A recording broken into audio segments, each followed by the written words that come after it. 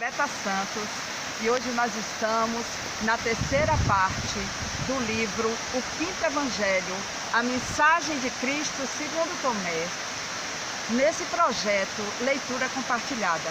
Agradeço a todos que estão me dando apoio, se inscrevendo no canal do YouTube Beta Santos, no Facebook Beta Santos e no Instagram.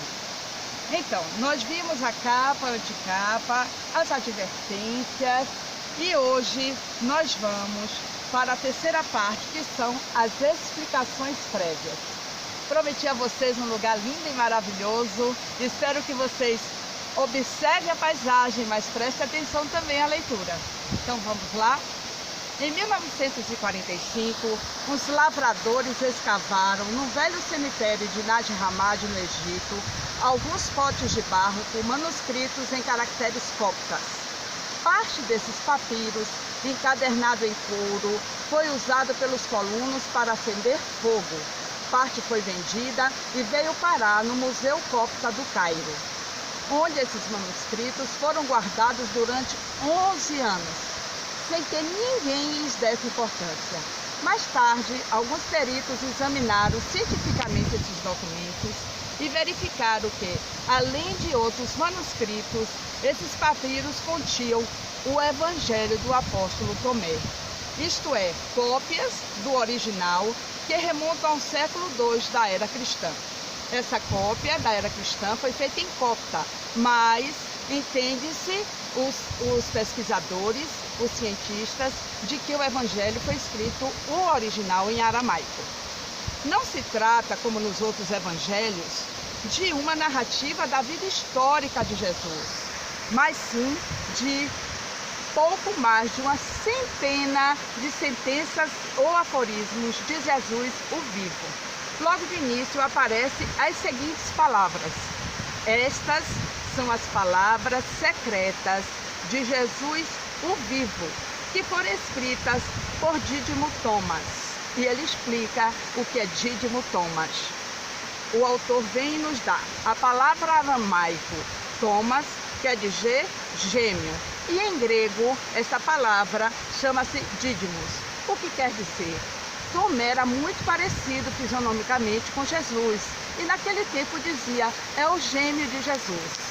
As palavras secretas são ensinamentos esotéricos de Jesus proferidos não para as massas populares, mas para uma elite escolhida de discípulos do Divino Mestre, capazes de compreenderem o sentido místico de certas verdades profundas.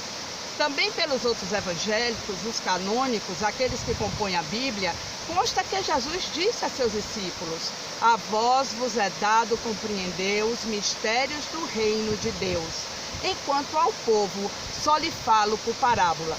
Tomé se limita a mencionar certas palavras de Jesus sobre os mistérios do reino, que desafiam mais a intuição espiritual do que a análise intelectual do leitor. São palavras que devem ser lidas com o coração, em contato com o espírito, com a magia da criação. Essas palavras agora são minhas, não do autor. Vamos voltar ao autor. Alguns desses aforismos são altamente paradoxais, lembrando por vezes a linguagem de Lao Tse no seu Tao Te Ching. Lao Tse foi um grande sábio que existiu muito antes de Jesus e vale a pena vocês pesquisarem. Trouxe também vários ensinamentos. Justificando a conhecida frase de Tertuliano, credo quim absurdum, ou seja, creio, tenho fé, porque é um absurdo. E Tertuliano foi o primeiro escritor do cristianismo na linguagem grega. Tomé parece interessar-se mais pela enigmática verticalidade do Cristo cósmico do que pela popular horizontalidade de Jesus humano. Tomé é quase totalmente ignorado pelos 4 evangelhos conhecidos, aqueles que compõem a Bíblia. O cristianismo o conhece quase somente pela incredulidade com que ele enfrentou os outros discípulos quando lhe falavam de Jesus redivivo, ou seja, ressuscitado, exigindo e obtendo uma prova empírica da ressurreição física do Mestre. O proverbial ver para crer é sinônimo de Tomé. Segundo a antiga tradição cristã, Tomé demandou o Oriente após a ascensão de Cristo. Ou seja, quando Jesus desencarnou, ascendeu, cada discípulo foi para um lugar propagar a mensagem do Cristo. E Tomé tomou o caminho do Oriente. Vamos lá, voltando.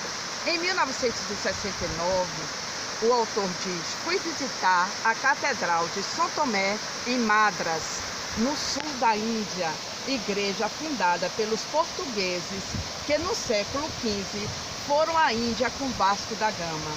Nesta igreja, lá em Madras, denominada Catedral de São Tomé, encontram-se os seus restos mortais. A presente tradução em vernáculo baseia-se na versão francesa de Philippe de Soares, feita diretamente dos manuscritos em língua cópita encontradas no Egito. Esses documentos levam o título em grego, Evangelho Kata Thomas, Evangelho segundo Thomas. Aliás, já existia uma antiga tradução grega deste evangelho, mas o estudioso francês preferiu fazer uma nova tradução diretamente dos manuscritos cóptas. O original de Tomé foi, provavelmente, escrito em aramaico. Os comentários aos 114 textos são exclusivamente nossos, diz o autor, que, em face do caráter misterioso do texto, comportam explicações várias, consoante a intuição espiritual dos leitores. Hoje a gente fecha a nossa leitura compartilhada com essas explicações prévias e amanhã nós vamos entrar nos mistérios das palavras de Cristo através do manuscrito de Tomé. Até lá! E eu espero que vocês tenham gostado da passagem. Tchauzinho!